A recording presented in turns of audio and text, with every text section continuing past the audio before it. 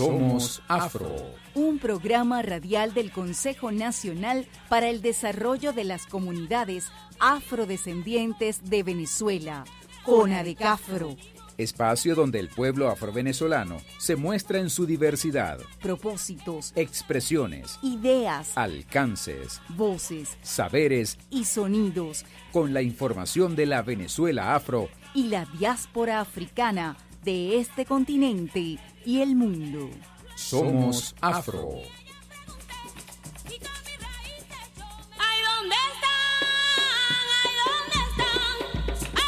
Bienvenidos y bienvenidas hoy 8 de diciembre, Día de la Lealtad a Chávez, por Radio Miraflores 95.9, La Voz de la Verdad, otro programa de Somos Afro.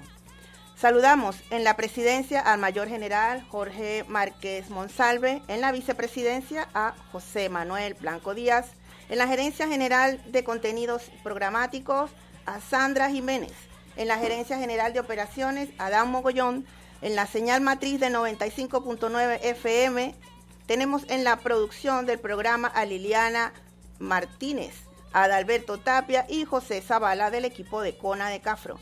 En la cabina, como siempre, Daniel Casadiego, y en la locución su servidora Marisabel Blanco Sifontes. Además, hoy les invitamos a estar con nosotros durante esta hora para compartir con nuestra invitada especial. Se me olvidó el nombre de mi invitada especial, Beatriz Ayfil. Un lapsus. No. Bueno, pero pasa cuando tienes muchas cosas en la cabeza pendiente, ¿qué es lo que vas a hacer? Además, debo decir y confesar que me siento un poco intimidada, porque saben que Beatriz es experta en estos espacios de la radio, y entonces sí, me reconozco, estoy un poco intimidada.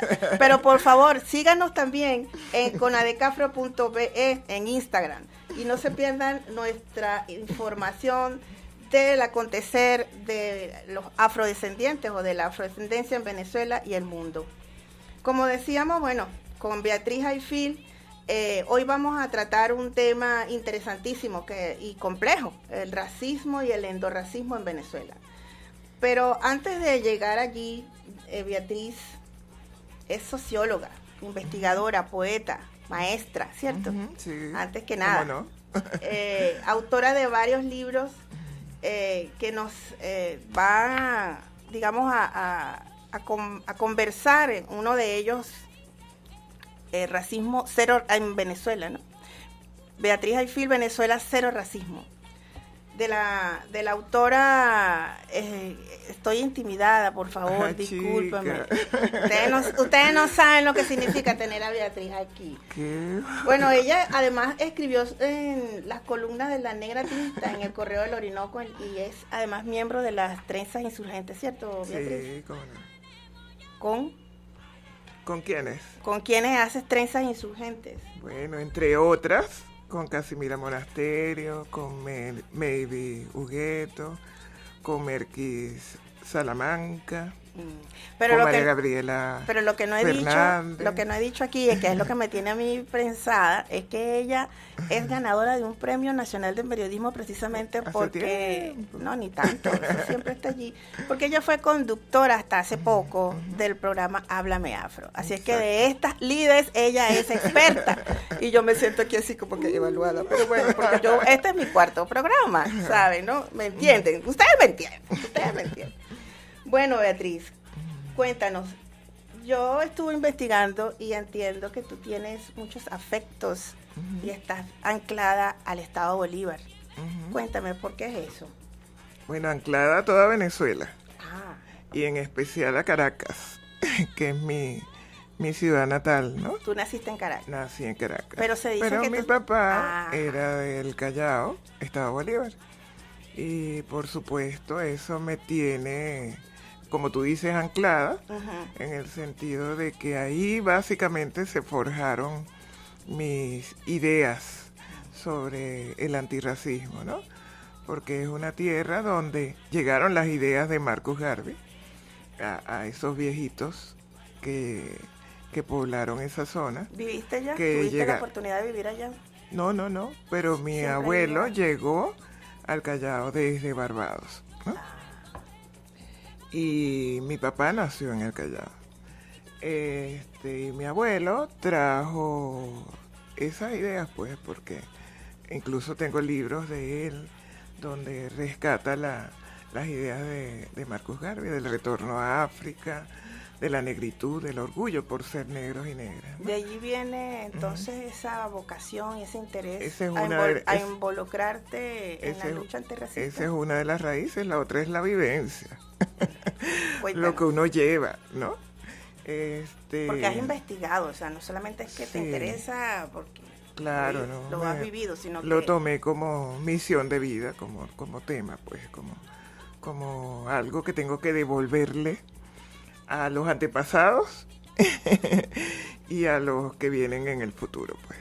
Es algo que hay que dejar para los que vienen en el futuro y que devolverle a los antepasados que de alguna manera lucharon por la liberación, por la emancipación del pueblo negro.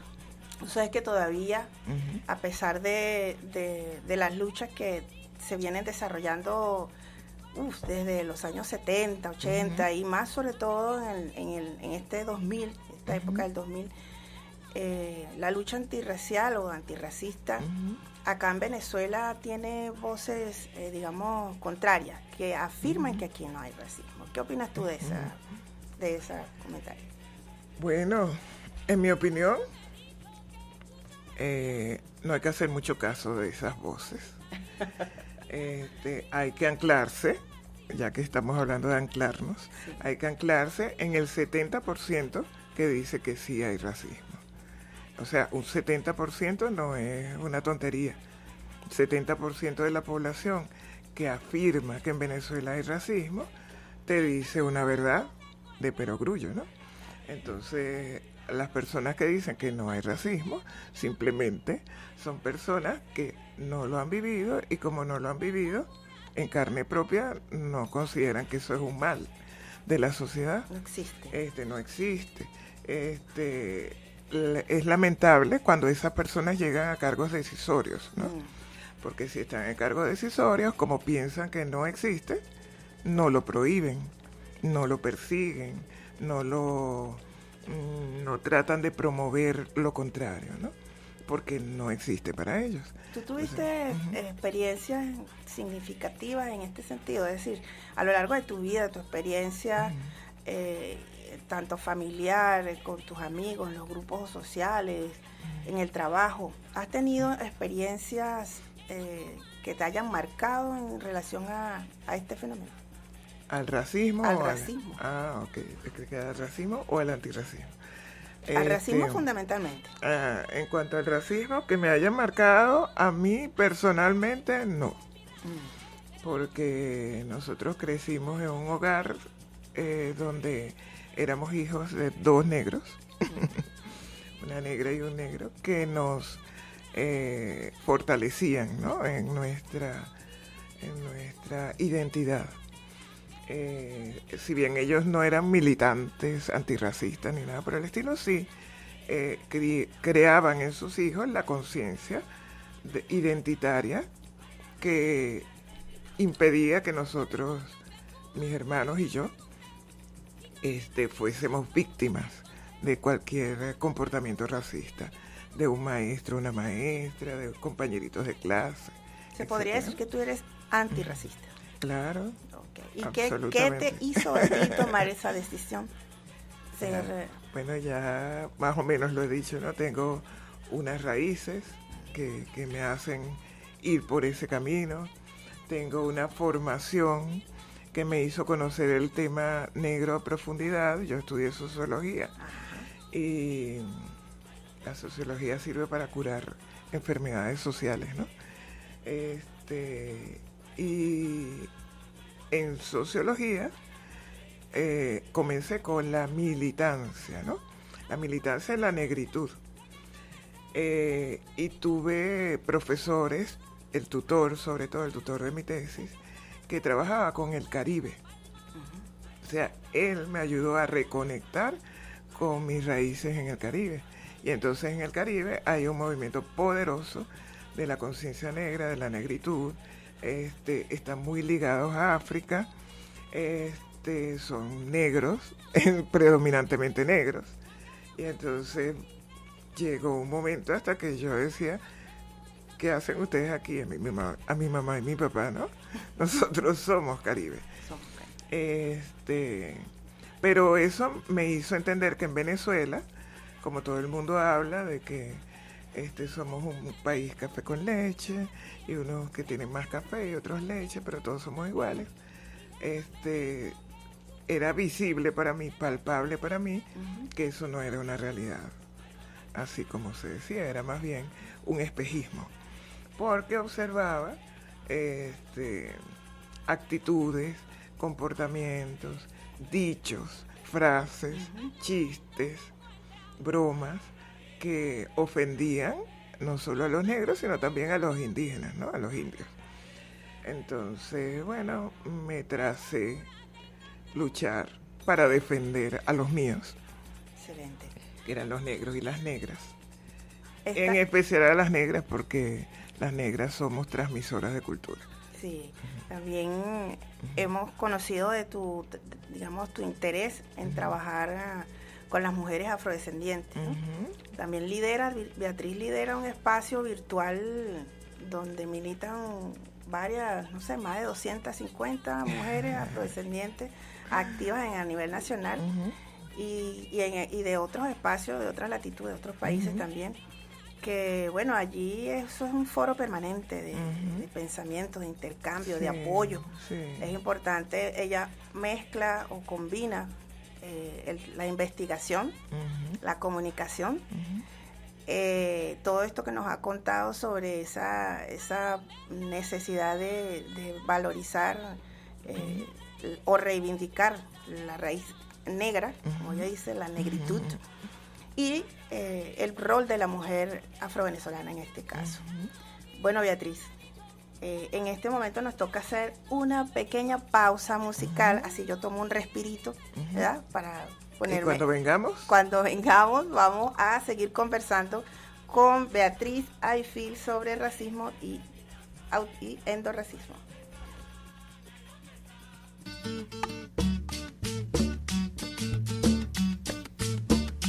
Compañeros de cantos y labores, compañeros de la libertad, en el campo donde dejas tu vida así, tu presente y tu futuro está. Compañeros de cantos y labores, compañeros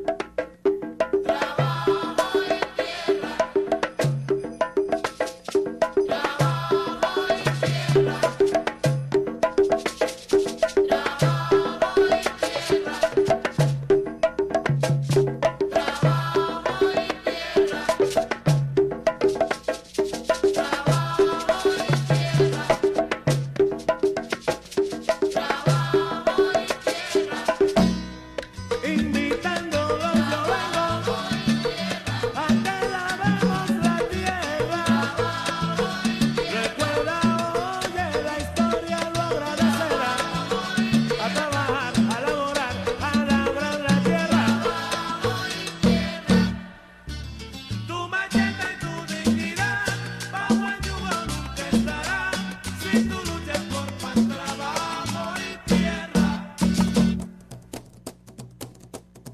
Estás escuchando Somos Afro por Radio Miraflores, la voz de la verdad. Y continuamos en Somos Afro. Acabamos de escuchar esa pieza icónica del grupo Madera, Compañeros. Aquí volvemos con Beatriz. Vamos a entrar un poquito en materia, Beatriz. Pero como este es un tema tan complejo, a mí me gustaría que de manera muy sencilla le explicara a nuestra audiencia esos conceptos claves que debemos entender y diferenciar para poder hablar, digamos, con propiedad o con por lo menos no equivocarnos tanto al hablar de racismo, endorracismo, porque existe el racismo sistémico, también el racismo estructural, pero además del endorracismo, la discriminación racial, y lo paro allí porque hay otra larga lista de conceptos que se entretejen. Hablemos de estos 4 por lo menos, cómo diferenciarlos, cómo entenderlo y cómo explicarlo de manera sencilla, repito, a nuestra audiencia. Bueno, tiene que ser de manera sencilla. Es necesario que sea de manera sencilla para que hasta el más elemental en formación, la persona que tenga formación más elemental, pueda defenderse. Nosotros trabajamos para que la gente se defienda de esos males sociales, para que la gente se empodere frente a enfermedades sociales que lo agreden, ¿no? O la agreden a la gente. Entonces, si nosotros no damos herramientas, si nosotros como científicos sociales no damos las herramientas para que la gente se empodere, es un ejercicio individualista, es un ejercicio cerrado, es un ejercicio que no tiene sentido, sino hacer libros y dar clases en la universidad, más nada. ¿Ves? Pero nuestra función debe ir más allá. Nuestra función es comunidad también. Y si es comunidad, tenemos que hablar para el más sencillo de los seres de la tierra. En la cotidianidad, ¿cómo así nosotros hayamos estudiado todas las escuelas de pensamiento y hecho todos los análisis y evaluado todos los criterios y variables y todo lo demás, eso no lo digiere la gente común y corriente. Es correcto. Por eso te pregunto, alguien común cualquiera que nos está escuchando, ¿cómo sabe que está frente a un acto de racismo sistémico y cuándo es estructural? O sea, ¿por qué diferenciarlo? Mi pregunta es, ¿para qué le sirve saber si es sistémico o es estructural? Yo lo puedo definir. Ajá. El racismo, a diferencia de la discriminación racial, es un mecanismo que tiene la sociedad, lamentablemente, según el cual a las personas se les menoscaban sus derechos, fundamentándose en su fenotipo, en su origen étnico, en su origen nacional, etcétera, ¿no? O sea, yo puedo definir el racismo como un problema social, es un problema social, eso es lo que tiene que tener la gente claro. El racismo es un problema social. ¿En qué consiste? En que la sociedad, en que sus instituciones, en que sus individuos, sus ciudadanos y ciudadanas, su escuela, es decir, su educación, sus medios de comunicación, te hacen ver que hay un grupo superior y uno inferior. Exacto. El grupo superior basa su superioridad en rasgos de fenotipo, en color de la piel, en forma del cuerpo, en nacionalidad, en origen. Y te etiqueta. Tiene origen histórico también, no solamente origen nacional, origen histórico. Y sobre esa base subyugan a otro sector de la población. ¿Ves? Eso es... Hay un trato diferenciado. Hay un trato diferenciado. Por debajo de... Y crean leyes, crean reglamentos, crean todo un entramado jurídico que hace que eso se perpetúe en el tiempo, claro, que eso se mantenga así y que tenga su explicación legislativa, que tenga su explicación jurídica, su explicación histórica, que la gente termine entendiendo que eso debe ser así. Es cierto que lo que explicas de la sencillez se basa en entender esa idea que acabas de expresar. Y cuando preguntaba por esas categorías, esos conceptos, es porque cuando se lleva al ámbito jurídico, eso hace o marca una diferencia, una distinción, maneras de actuar, unas consecuencias incluso, porque están... Pero de todos modos yo se los doy. Mira, no, sí. El racismo estructural es así, y es que ya iba a decir el gran paraguas, ¿verdad? El gran paraguas que viene de lo histórico, básicamente, ¿no? Lo histórico, o sea, nuestra formación desde que esto surgió como nación, como país, se establecieron unos elementos que hacen como un andamiaje, ¿sabes? Como el esqueleto de la sociedad. Ese esqueleto de la sociedad ya tiene unas reglas. Cuando nosotros hablamos de la pirámide social, donde están en las cúspides los propietarios de las haciendas, ¿verdad? Los que les dieron las encomiendas indígenas. Esos señores estaban en la cúspide de la pirámide cuando esto empezó a ser Venezuela. ¿Ves?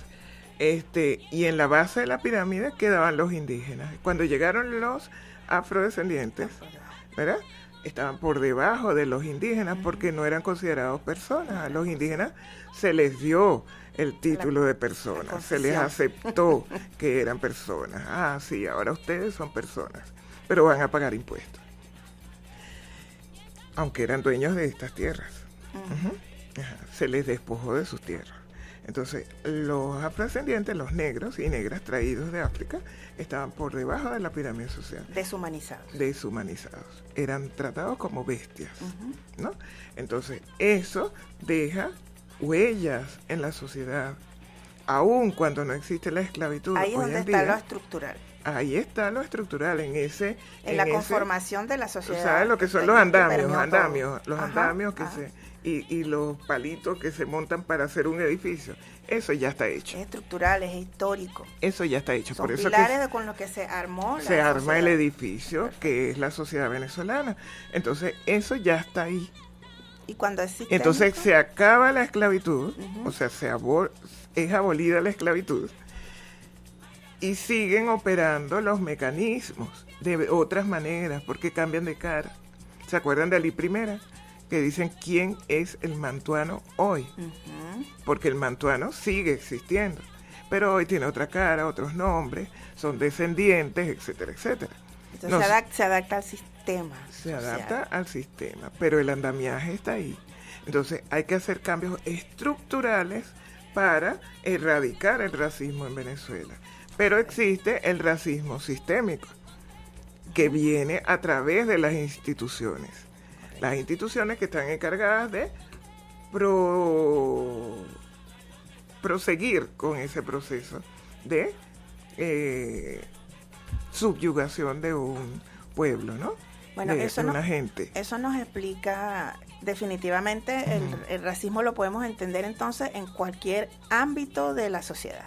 Es que el racismo es una ideología, eso ocupa todo. El racismo sistémico es como que la ejecución de eso que está ahí en el esqueleto del edificio.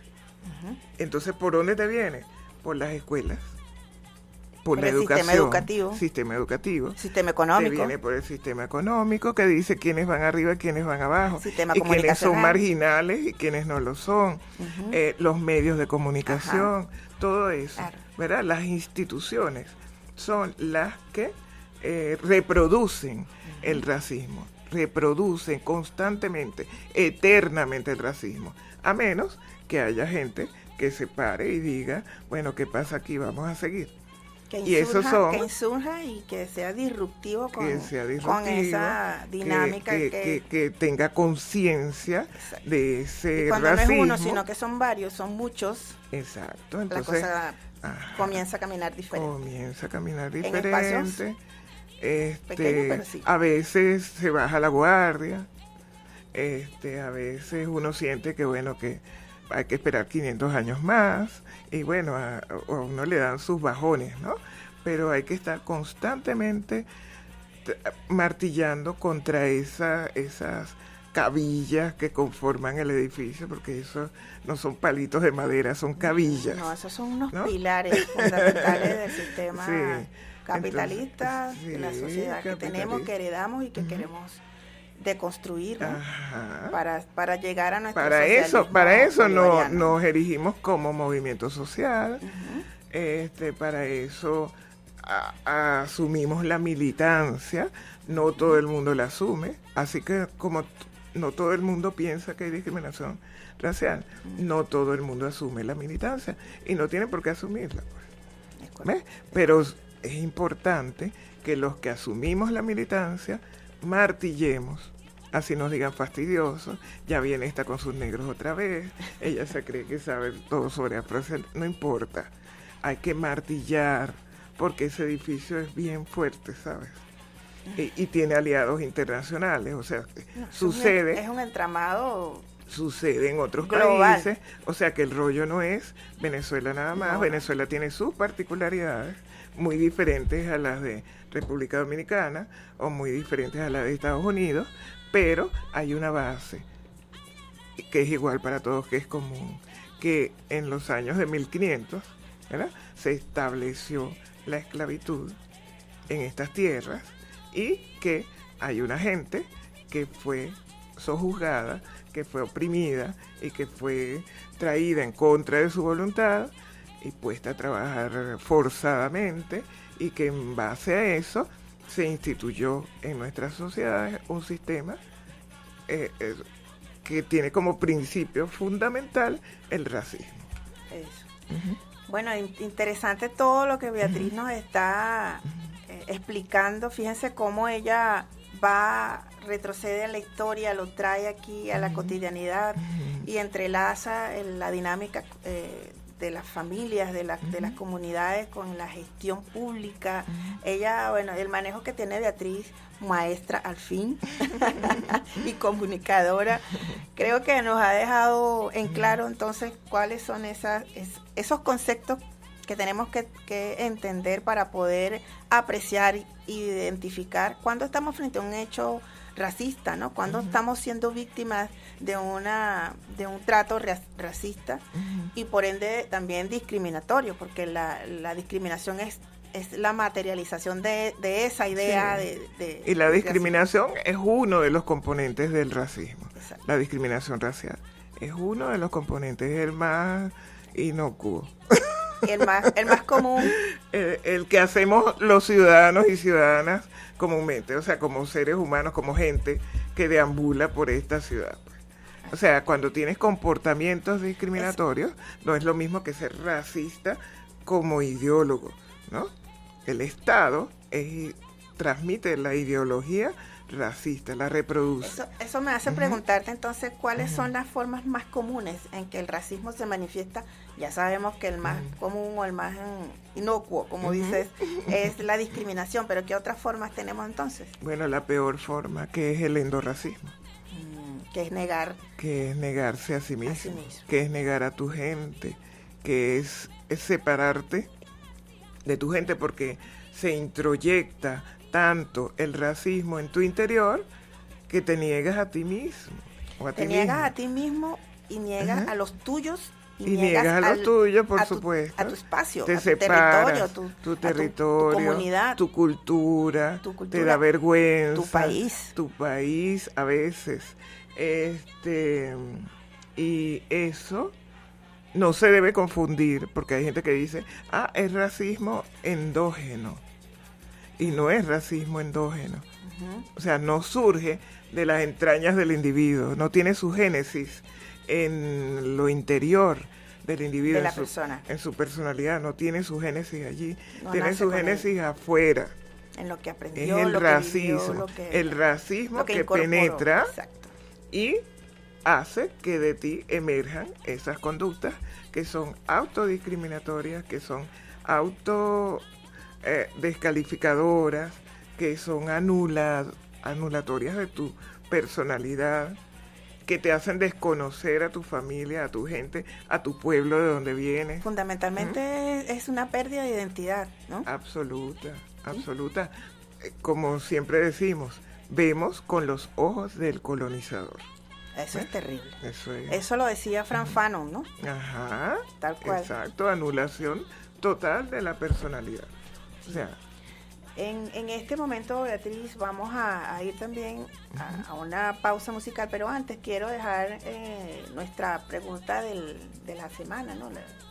La trivia que llaman acá los chicos de la producción. Se trata del significado de la expresión malembe, que se utiliza fundamentalmente en la música afro-venezolana. Vamos a una pausa y al regreso volvemos con la respuesta de malembe. Y allí vamos.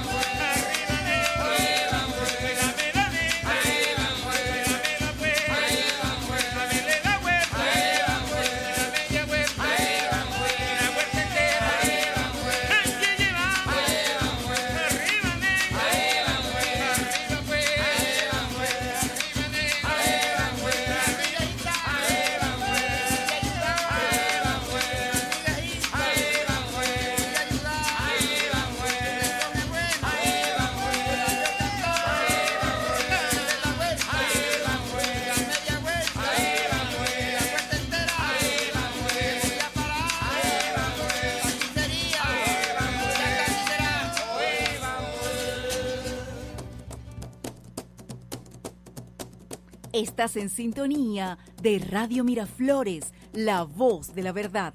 Escuchando Somos Afro.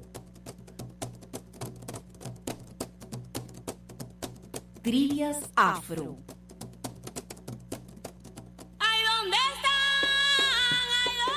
Y volvemos con la expresión malembe. Malembe tiene sus raíces en las lenguas bantú traídas de los esclavizados desde África Central. En Venezuela se estima que su uso llegó a utilizarse desde el siglo XVII, cuando los africanos esclavizados incorporaron esta palabra a sus cantos, rituales y de trabajo, precisamente en esa época de numerosa llegada de africanos esclavizados a las haciendas de cacao y de caña en Barlovento y otras zonas del país. Malembe se vincula con las expresiones de súplica, tristeza y resistencia espiritual, pero también evoca la esperanza, ya que pasa de un lamento a un canto colectivo resiliente que invita a continuar la marcha, a continuar avanzando. Es un canto fundamental en las fiestas de San Juan Bautista, donde Malembe aparece con los coros acompañados por el tambor mina y el culbepuya. Malembe no es solo una palabra, sino un recurso sonoro que conecta la música con la memoria ancestral. Al pronunciarla o cantarla, se invoca la historia de los esclavizados y sus espiritualidades. Entonces, se convierte en parte de nuestra identidad cultural afrovenezolana. Su permanencia en los cantos afrovenezolanos hoy hace de Malembe un símbolo de la continuidad histórica y de la fuerza de la diáspora africana en Venezuela. ¿Qué les parece? ¿Qué tal? Maravilloso. Están observando la profundidad de nuestros elementos lingüísticos de raíz africana. Hay bastante de africano en nuestro castellano impuesto, pero esa es nuestra lengua, pues. Y esa lengua no se mantiene virgen tampoco, se convierte en venezolano. Y el venezolano tiene del castellano, tiene de lenguas indígenas propias, existentes, vivas hoy en día, y tiene también esos aportes que hicieron las africanas y africanos con el lenguaje, ¿no? Con palabras como malembe, por ejemplo. Excelente, Beatriz. Ahora volvamos un poco a la entrevista, Bea. Hablar de racismo implica una enorme cantidad de aristas, por lo que estábamos conversando anteriormente. Hay temas asociados y derivados o implicados en ellos. Por esa misma razón de que está en todo y que permea todo lo que hace a una sociedad. Hay que hablar del origen y de las raíces históricas, de las expresiones, de las consecuencias, de las huellas, del marco de derechos humanos, de justicia reparatoria, de enfoques tanto diferenciales como interseccionales, se habla ahorita en esta época, de la matriz de desigualdad que se genera a partir del racismo y sus prácticas, de los privilegios, en fin. Hay una cantidad de elementos, de marcos, de invisibilidad, de cuestiones que se entretejen, que darían para no un programa, sino una serie de programas. Con cada palabrita. Con cada palabra. Pero en este momento, Beatriz, cuando vemos el racismo como un fenómeno social en su complejidad, hay que preguntarse si este tema es de verdadera importancia para la Revolución Bolivariana y para nuestro proyecto de país. De suma y elemental y, como te digo, esencial importancia. O sea, si nosotros no declaramos a Venezuela territorio libre de racismo, así como dijimos una vez, somos territorio libre de analfabetismo, no hemos avanzado. Pero la Revolución Bolivariana no ha declarado eso. No ha declarado. Dentro de los pilares de la revolución no está el racismo como un elemento fundamental al que hay que transformar. Es un elemento que está promovido por los movimientos sociales. O sea, han sido los movimientos sociales en sus diferentes versiones, porque de repente tú no ves en el movimiento social afrovenezolano grupos políticos fuertes, ¿no? Como la Central de Trabajadores Bolivarianos y tal. No existen. Por ahora. Por ahora no existen. Tal vez porque el elemento que congrega o que debería congregar es un elemento que duele, que es el racismo, ¿no? O sea, nadie quiere congregarse alrededor de algo que duele tanto como el racismo. Duele directa o lo tienes metido en la memoria y no quieres recordar eso. Nosotros hemos visto cómo muchos de nuestros iguales no recuerdan la época de la esclavitud y sus abuelos no recordaban.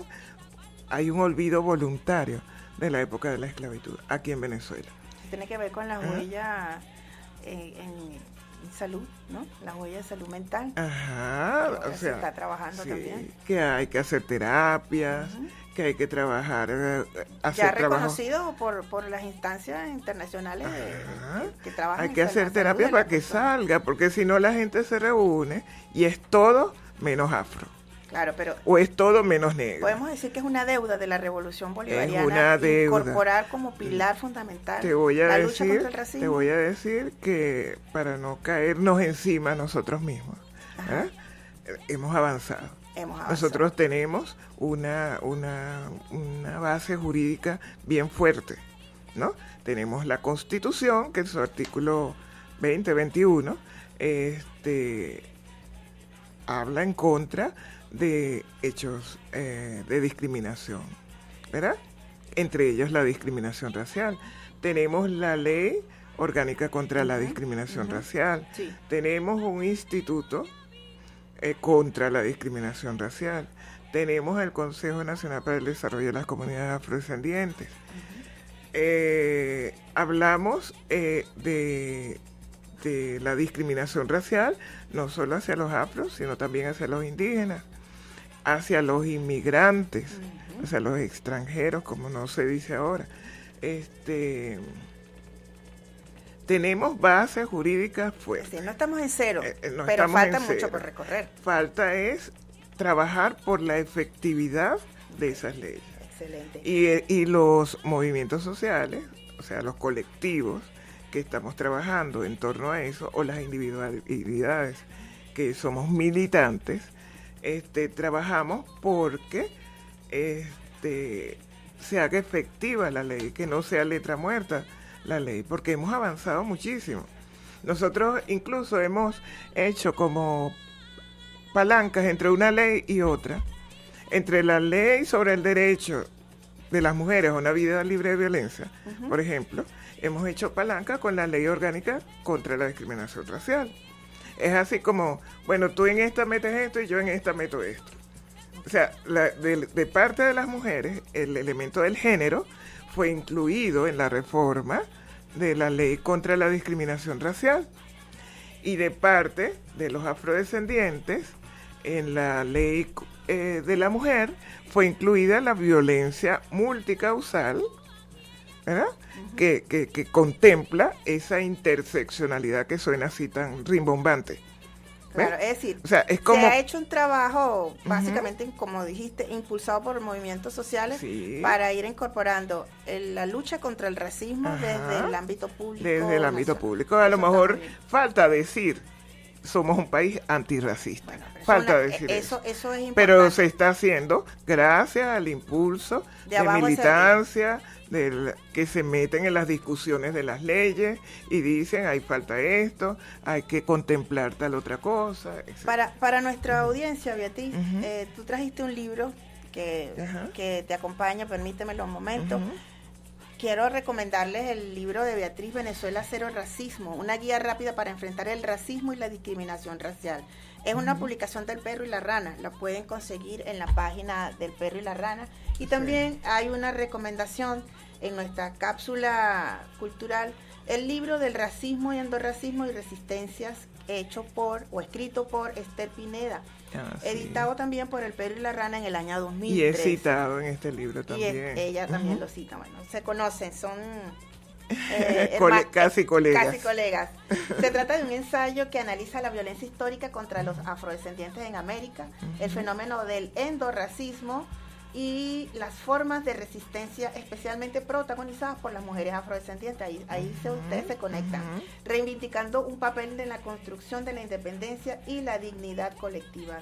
En su contenido encontrarán o podrán analizar el racismo estructural, el endorracismo, la resistencia afrodescendiente y una relectura histórica de estas cuestiones, además de la combinación y análisis de esos elementos en la Constitución de la República Bolivariana de Venezuela. Bueno, Bea, Esther ha escrito muchos libros, ¿no?, que tienen que ver con el racismo y con cuestiones de género. Por cierto, está enfrentando ahorita a un francés que fusiló uno de sus libros, ¿no? Sí, la apoyamos totalmente porque, o sea, como es mujer, como es negra y como venezolana, para colmo, entonces hay que apoyarla. Hay que apoyarla. Beatriz, hemos llegado al final de este programa, se nos fue así rapidito, pero te voy a dar 1 minuto, no 2, a todo el mundo le doy 2 minutos, pero a ti te doy 1 porque tú eres experta. Despidiéndote con un mensaje sencillo, bonito, como quiera, a nuestra audiencia que nos escucha en todo el país. 1 minuto. Bueno, quiero pedirles, estimada audiencia, estimados usuarios y usuarias de Radio Miraflores, la verdad, ¿cómo es? La voz de la verdad. La voz de la verdad. Pedirles conciencia. Es cuestión de conciencia. Primero de reconocerse como afrodescendientes, porque en Venezuela somos una mezcla, ¿verdad? Entonces reconocer esa parte afrodescendiente, autorreconocerse como afrodescendientes y desde allí, desde esa conciencia, empezar a escudriñar y buscar las culpas donde están. Las culpas no están en nosotros, en cada uno de nosotros y nosotras, sino un sistema que hace que el racismo se reproduzca y que se siga reproduciendo aún con 30 años de revolución. ¿Ves? Entonces, conciencia, porque eso después permite hacer cambios. Te tenemos un regalo para despedirnos, nos vamos a ir con la canción Isidora, en honor a nuestra invitada. Antes despedimos con el mayor general Márquez Monsalve en la presidencia, vicepresidencia José Manuel Blanco Díaz, en la gerencia general de contenidos programáticos Sandra Jiménez, en la gerencia general de operaciones Adán Mogollón, en la señal matriz de 95.9 FM de Radio Miraflores, La Voz de la Verdad. En la producción de este programa estuvo Liliana Martínez, Adalberto Tapia y José Zavala. Y como siempre, en la locución, su servidora y aprendiz, Marisabel Blanco. Sabes bastante, te fue bien. Nos vamos con Isidora, gracias. Calypso Queen. Un abrazo para todos.